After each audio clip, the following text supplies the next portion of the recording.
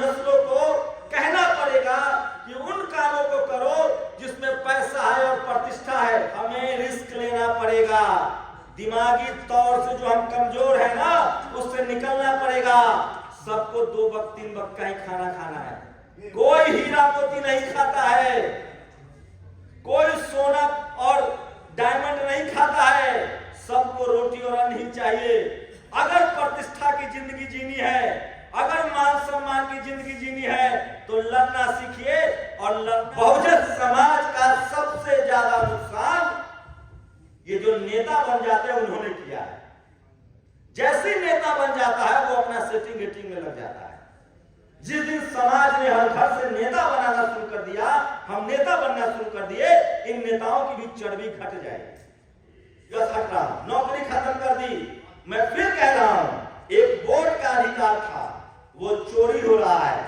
जिस दिन ये वोट का अधिकार चला गया, इस देश के जातिवादी मनुवादी फिर नहीं दिखेंगे, फिर नहीं सोचेंगे कि दलित जज है तो इनको छोड़ दीजिए। जूता ये दिमागी लड़ाई है, ये डर के आगे जीत की लड़ाई है। जिस दिन बहुजनों ने बोलना शुरू कर दिया, ये जातिवादी मनुवादी अपनी हद में रहेंगे, संविधान मजबूत होगा, इंसानियत मजबूत होगी और ये मुल्क भी मजबूत होगा। तो इस लड़ाई को कलम से जीतनी होगी। इस लड़ाई को हम जीतने के कगार पर हैं। अगर आपको लगता है कि डर और ये जो भय का माहौल बनाया जा रहा है, इससे निकलने की जरूरत है। और हम सब लोग लड़ने वाले लोग हैं, डरने वाले लोग नहीं हैं। और सामाजिक न्याय की लड़ाई, सोशल जस्टिस की लड़ाई, देश को एकजुट करने की लड़ाई जो है, ये ऐसी लड़ाई है, ये राष्ट्रवाद की लड़ाई है। हम लोग असली राष्ट्रवादी हैं, असली देशभक्त हैं और सबसे बढ़िया ह्यूमन बीइंग है, एक बेहतर इंसान है। इसलिए अपने आप के लिए भी ताली बजाइए। और एक बार मैं फिर आप लोगों से कहना चाहूंगा कि सोचिए, मैं 10 साल पहले की बात करता हूं तो ये लड़ाई बहुत कमजोर थी, लोगों तक नहीं पहुंचती थी। आज सोशल मीडिया है और हर जगह ये लड़ाई पहुंच रही है। बस हमें कुछ काम करने की जरूरत है। और जितने लोग इस हॉल में बैठे हुए हैं, अगर इन लोगों ने आज से तय कर लिया कि 1 घंटा सुबह और 1 घंटा शाम में अपने सामाजिक न्याय के आंदोलन, जिससे संविधान मजबूत होगा, समाज मजबूत होगा, देश मजबूत होगा, इंसानियत के लिए हम लोग काम करेंगे, तो ये लड़ाई और आसान हो जाएगी। तो बस एक छोटी छोटी बातें हैं जो हमें समझना चाहिए। सबसे पहले मेरा नाम शंभू कुमार सिंह है, मैं एक सोशल मीडिया का पत्रकार हूँ, टेलीविजन में भी पत्रकारिता की है। और उन लोगों का मैं बहुत शुक्रगुजार हूँ जो अपनी मेहनत की कमाई से खर्चा करके, चंदा देकर इस तरह के कार्यक्रम कराते हैं जो एक नई लकीर साबित होगी इस देश में। आप सोचिए, कल्पना कीजिए, आज शिवाजी महाराज के दौर को याद कीजिए, साहू जी महाराज के दौर को याद कीजिए, बाबा साहब अम्बेडकर और फूले के दौर को याद कीजिए। वो लोग किन परिस्थितियों में लड़े होंगे और इसीलिए हम आज इस हॉल में बैठे हुए हैं। आज का मनुवाद और जातिवाद बहुत कमजोर हो चुका है, खोखला हो चुका है। बस जरूरत है हमारे दिमाग में जो जाले पड़े हैं, हमारे मन में जो डर बैठाया गया है, उससे निकलने की। अभी मैं आ रहा था आपके यहाँ, तो हमारे गार्जियन है, उन्होंने कहा कि डर के आगे जीत है। जिस दिन आप तय कर लेंगे कि जातिवाद मनुवाद के खिलाफ लड़ना है, इस देश को बेहतर बनाने के लिए लड़ना है, उस दिन आपकी जीत तय हो जाती है। क्योंकि मन के हारे हार है, मन के जीते जीत। आप सोचिए, आप कल्पना कीजिए, बहुत लोग कहे गए कि हमारी आर्थिक स्थिति अच्छी नहीं है, हमारे पास बिजनेस नहीं है, हमारे पास पूंजी नहीं है, पैसा नहीं है, बड़ी बड़ी गाड़ियां नहीं है, हमारी बहन बेटी की शादियों में बड़े बड़े विदेश के लोग नहीं आते हैं। मान लिया तो क्या इस देश का 90% लोग इसलिए चुप बैठ जाए कि उसके पास पैसा नहीं है? तो पैसा आएगा कैसे?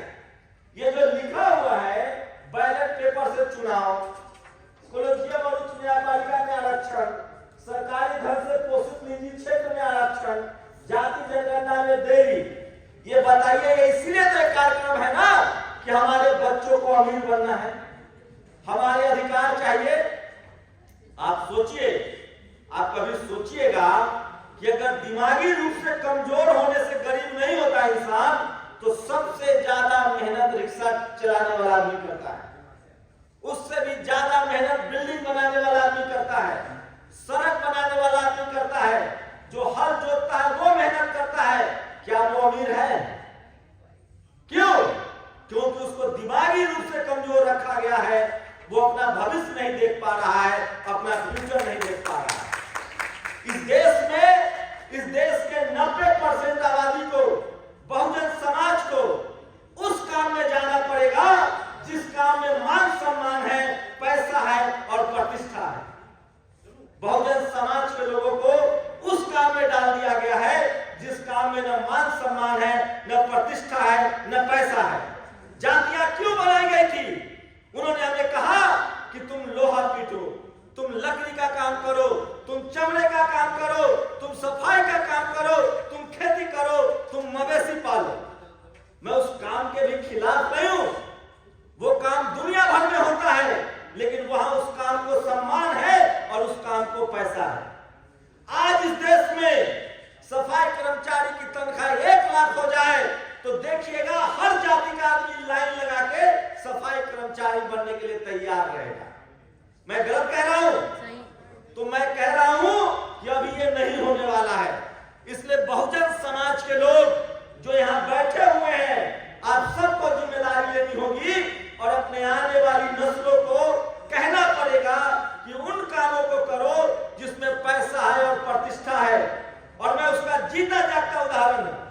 एक गरीब परिवार में जन्मा, मैं कहीं रिक्शा ठेला चला रहा होता, लेकिन मैंने कॉलेज यूनिवर्सिटी का रास्ता चुना, पत्रकारिता का रास्ता चुना और पूरा बहुजन समाज भारत से लेकर अमेरिका, लंदन तक मुझे जानता है और पूरे बहुजन आंदोलन को जानता है। इसलिए दिमागी खेल है। प्रोफेसर रतनलाल साहब आ गए हैं, ताली बजाइए एक बार। सोचिए इस देश में कितने प्रोफेसर हैं जो कॉलेज में पढ़ाते होंगे, पढ़ाते हैं और आगे पढ़ाएंगे भी, लेकिन देश प्रोफेसर रतनलाल को क्यों जानता है? क्योंकि उन्होंने डंके की चोट पर इस देश को बनाने के लिए समाज की लड़ाई लड़ रहे हैं। तो आपको तय करना है कि आपको सिर्फ जिंदा रहना है या दुनिया में जिंदा नजर आना जरूरी है। आप सोचिए, हमारे लोगों को दिमागी रूप से कमजोर बना दिया जाता है, कह दिया जाता है कि अरे तुमको पुलिस पकड़ लेगी, अरे तुम्हारी नौकरी चली जाएगी, अरे तुम कैसे बोलोगे। ये तमाम लोग, सोचिए, एक अभी आईएएस मध्य प्रदेश का सस्पेंड कर दिया। क्या हुआ सस्पेंड कर दिया थे? अरे पूरा देश तो जान गया कि बहुजन समाज का एक आईएएस है जो जातिवाद के खिलाफ बोलता है और अंतरजातीय विवाह के समर्थन में है। जान गया कि नहीं जान गया? मैं फिर कह रहा हूं, हमें रिस्क लेना पड़ेगा। दिमागी तौर से जो हम कमजोर है ना, उससे निकलना पड़ेगा। सबको 2 वक्त 3 वक्त का ही खाना खाना है। कोई हीरा मोती नहीं खाता है, कोई सोना और डायमंड नहीं खाता है। सबको रोटी और अन्न ही चाहिए। अगर प्रतिष्ठा की जिंदगी जीनी है, अगर मान सम्मान की जिंदगी जीनी है, तो लड़ना सीखिए। और लड़ना कोई लाठी डंडा से नहीं है। अब जो लड़ाई है वो कलम की लड़ाई है, मीडिया की लड़ाई है, सोशल मीडिया की लड़ाई है। जिस दिन इस देश का बहुजन समाज, इस देश में एक मैथमेटिक्स बता रहा हूं, इस देश में 150 करोड़ आबादी है। 40 करोड़ दलित, पिछड़ा, किसान, आदिवासी अल्पसंख्यक जो है वो रेस से बाहर है। पूछिए कैसे? 40 करोड़ जो दलित पिछड़ा है वो नाले पर जिंदगी जी रहा है, वो झुग्गियों में जी रहा है, वो रोडों पर भीख मांग के काम कर रहा है, वो अनपढ़ है, लाचार है, वो हमारी लड़ाई नहीं लड़ सकता है। बचे 80 करोड़ दलित, पिछड़ा, किसान, आदिवासी अल्पसंख्यक, उनके साथ दिक्कत यह है कि उनके पास एक छत तो है, उनके पास एक रोजी रोटी का साधन तो है, 5 किलो राशन भी मिल रहा है, लेकिन वो भी सिस्टम से बाहर है। इसीलिए सरकारी स्कूल और अस्पताल बंद हो रहे हैं कि न वो पढ़े न उनको उपचार मिले। तो 80 करोड़ लोग और 40 करोड़ लोग, 120 करोड़ बहुजन तो पहले ही खेल से बाहर है। और बचे 15 करोड़ दलित पिछड़ा जो लोग यहाँ बैठे हुए हैं, ये जो व्हाइट कॉलर जॉब करते हैं, जो नौकरी में है, टीचर बने हैं, इक्का दुक्का जज बने हैं, डॉक्टर बने हैं, प्रोफेसर बने हैं, बाबा साहब के बलिदानों से, तमाम बहुजन महापुरुषों के संघर्षों से इन 15 करोड़ लोगों के पर भी पीठ पर अब चाबुक चलने वाला है और चल रहा है। और ये 15 करोड़ लोगों की जिम्मेदारी है कि जब तक हम लोग लिखना, पढ़ना और बोलना नहीं शुरू करेंगे, मैं दावे के साथ कहता हूं, जिस तरह की समाज में चुप्पी है और डर है, ये 15 करोड़ दलित, पिछड़ा, किसान, आदिवासी, अल्पसंख्यक भी अगर इसी तरह से डर के बैठा रहा तो उसका बेटा भी लाचार, बेबस और गूंगा, बहरा हो जाएगा। इसलिए ये जो हमारी आपकी लड़ाई है, हम आप जो इस सिस्टम के हिस्सा बने हैं, उन लोगों को खड़ा होना पड़ेगा और इस लड़ाई को लड़ने के लिए कुछ नहीं करना है। अगर आप पढ़े लिखे हैं तो आप सोशल मीडिया का इस्तेमाल कीजिए। अगर आप दलित, पिछड़ा, किसान, आदिवासी, अल्पसंख्यक है तो आपके साथ, आपके समाज के साथ कुछ हो रहा है तो उसके खिलाफ लिखिए, पढ़िए और बोलिए। अरे कितने को जेल में डालेंगे? एक शंभू रहेगा तो जेल में डालेंगे, जब हजारों शंभू लिखेंगे, पढ़ेंगे तो किसी को जेल में नहीं डाल पाएंगे। अभी देखिए हमारे लोग कितना मानसिक रूप से डरे हुए हैं। यूपी की घटना बता रहा हूं, 3 बड़े जातिवादी, मनुवादी लोग 5000 नकली कफ सिरप बेच के 5000 करोड़ का संपत्ति बना लिए। 5000 करोड़ की संपत्ति बना लिया। 4-5 गुंडा नकली सिरप बेच के, ड्रग्स बेच के, बच्चे मर गए गरीबों के और उसको कुछ नहीं हो रहा है। लेकिन 3 पत्रकार, एक ममता त्रिपाठी, एक रोहिणी सिंह और एक अभिषेक उपाध्याय ने मोर्चा लिया। उनकी हो भी कुछ जातीय दुश्मनी। आज वो चारों के चारों ड्रग्स पेडलर 2 जेल में है और 2 विदेश भागे। 3 लोगों ने ये काम कर दिया और करना पड़ा एसटीएफ को, पुलिस को। बहुजन समाज के लोग इतना डरे हुए हैं, इतना सहमे हुए हैं कि वो मैं तो मिलता हूं हजारों लोगों से, अरे क्या करोगे जीकर, माइक से हाथ हटा, क्या करना है आपको लाइफ में? इतना डर के जिएंगे तो क्या करेंगे? हमारे लोग खीरा चोरी के झूठे आरोप में जेल में बंद हो जाते हैं और यहाँ 5-5 हजार करोड़ का ड्रग्स सप्लायर मौज की जिंदगी काट रहा है। मैं इसीलिए कह रहा हूं कि हमारे पास खोने के लिए कुछ नहीं है, इसलिए डरना छोड़ दीजिए और संवैधानिक तरीके से अपनी बातों को लिखना, पढ़ना छोड़ दीजिए। और नेताओं का तो बिल्कुल चक्कर मत काटिए। बहुजन समाज का सबसे ज्यादा नुकसान ये जो नेता बन जाते हैं उन्होंने किया है। जैसे नेता बन जाता है वो अपना सेटिंग वेटिंग में लग जाता है। जिस दिन समाज ने हर घर से नेता बनाना शुरू कर दिया, हम नेता बनना शुरू कर दिए, इन नेताओं की भी चर्बी घट जाएगी। ये जो बहुजन नेताओं का जो अहंकार है, ये जो इनके देह पर चर्बी चढ़ गई है ना, ये हमारा सौदा करते हैं। इसलिए जरूरी है कि बहुजन समाज का हर पढ़ा लिखा युवा, बहन बेटी राजनीति में आए, इंटरफेयर करे, बिजनेस में आए, तो हम लोगों को संवैधानिक तरीके से बात करनी पड़ेगी, लिखना, पढ़ना और बोलना पड़ेगा। और अंत में एक और बात कह रहा हूं, ये नस्लों की लड़ाई है, ये आने वाले भविष्य की लड़ाई है और उससे भी बड़ी बात इस देश को बनाने की लड़ाई है। इस देश में जो जातिवादी सोच के लोग हैं, जो मनुवादी सोच के लोग हैं, जो सांप्रदायिक लोग हैं, वो इस देश के सगे नहीं हैं। उनको जब भी मौका मिलता है वो देश को लूट के और बाहर भाग जाते हैं। तो हम लोग असली राष्ट्रवादी हैं। हम सड़कें बनाते हैं, हम नाला बनाते हैं, हम हल जोतते हैं, हम इस देश में अन्न उगाते हैं, हम मवेशी पालते हैं, हम वो सारा मेहनत का काम करते हैं और हमको रोका जाता है कि जज मत बनो, कलेक्टर मत बनो, आईएएस मत बनो, एसपी मत बनो, डीएम मत बनो। आप लोग कसम खाइए, जो बाबा साहब ने कहा है कि जिंदगी लंबी नहीं शानदार होनी चाहिए। आपको जब जेल में डाला जाए तो ऐसा काम कीजिए कि सड़कों पर जनसैलाब निकले। आपके पर जब जुल्म हो तो पूरे देश को पता चलना चाहिए। और शुक्र मनाइए कि हर हाथ में मोबाइल है और आज बहुजन समाज के इतने लोग हैं जो आप पर हो रहे जुल्म अत्याचार को वो खबर बनाते हैं और दुनिया को पता चलता है।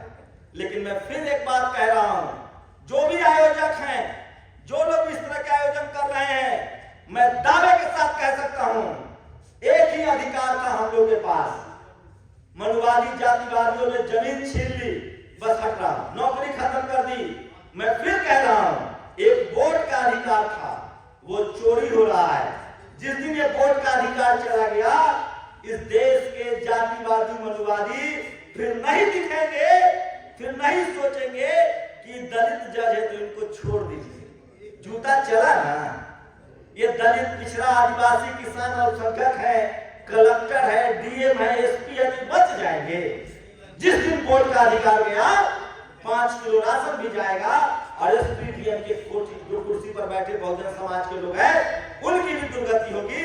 इससे पहले जाग जाइए और वोट के अधिकार को बचाइए और लिखना, पढ़ना और बोलना शुरू कीजिए जातिवाद, मनुवाद के खिलाफ। ये दिमागी लड़ाई है, ये डर के आगे जीत की लड़ाई है। जिस दिन बहुजनों ने बोलना शुरू कर दिया, ये जातिवादी मनुवादी अपनी हद में रहेंगे, संविधान मजबूत होगा, इंसानियत मजबूत होगी और ये मुल्क भी मजबूत होगा। तो इस लड़ाई को कलम से जीतनी होगी, लिखना, पढ़ना और बोलना पड़ेगा, तब हम इस लड़ाई को जीत सकते हैं। लेकिन हमारे लोगों के तो मुंह में ऐसा लगता है जैसे बियाह होने वाला है, वो बोलेंगे नहीं, सही बात बोलेंगे नहीं। अरे जो बोलेगा वही जिंदा रहेगा, जो जंगल से वही पेड़ काटा जाता है जो सीधा है। जिस दिन बहुजन समाज ने बोलना, लिखना, पढ़ना शुरू कर दिया, जातिवाद, मनुवाद का अंत हो जाएगा और ये देश फिर से सम्राट अशोक का सोने की चिड़िया हो जाएगी। ये मैं दावे के साथ कहता हूं। और आखिरी बात, लड़ाई और आसान है, हमारे महापुरुषों ने बड़ी बड़ी कुर्बानियां दी है। आज मौका है, बहुजन समाज की लड़ाई को लड़िए और आपका भविष्य फ्यूचर है, आपका भविष्य जो है वो उज्जवल है, आपका फ्यूचर उज्जवल है। बनिए नेता, अभिनेता, पत्रकार, कलेक्टर, एसपीडीएम, लेकिन जरूरी है कि आपको लड़ना पड़ेगा। नहीं लड़िएगा, नहीं बोलिएगा तो बिना रोए तो मां भी दूध नहीं पिलाती है। सब लोगों को शुक्रिया। जय बिरसा, जय फुले, जय अम्बेडकर, जय भीम, जय भारत, जय संविधान। नेशनल दस्तक की आपसे गुजारिश है कि अगर इसको बचाना चाहते हैं तो नेशनल दस्तक को सब्सक्राइब करने के लिए रेड कलर के सब्सक्राइब बटन को दबाएं, फिर बेल आइकन की घंटी दबाएं। नेशनल दस्तक को बचाने के लिए बहुत ज़रूरी है कि हर खबर को शेयर करें, लाइक करें, कमेंट जरूर करें।